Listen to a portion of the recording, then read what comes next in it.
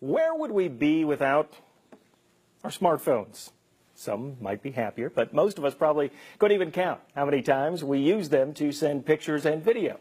And as we celebrate Black History Month, Don Baker joins us with a one-on-one interview with one of the engineers who's responsible for revolutionizing the internet. Well, Dr. Thomas Mensah worked along with three other men, names you should know: Bob Moore, Don Keck, and Peter Schultz, to invent a laser fiber optic system back in the 1980s. They had no idea how it would change our way of life.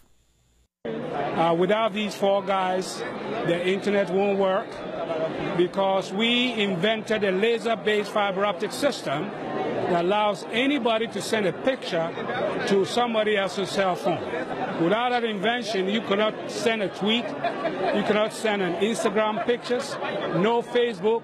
So we let Facebook, Google, and all those things happen. Because before we did it, everything was using copper.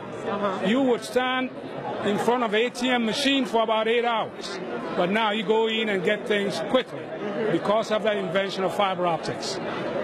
During that time, how did you even think of this? Well, I had come out of MIT as a chemical engineer, and I was hired to solve a problem because they couldn't take the invention out of the laboratory. And within 6 months, I've solved the problem and made it feasible so that fiber optics could be cheap and it could replace copper wires throughout America. Did you ever think we would live in a society now where we would all be walking around with computers and sharing this information? No, it never dawned upon us.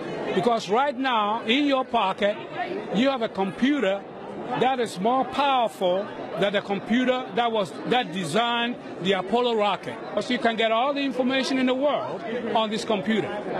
But the only way you can send anything, send a cell phone to somebody else's cell phone, is through the fiber optic system we created.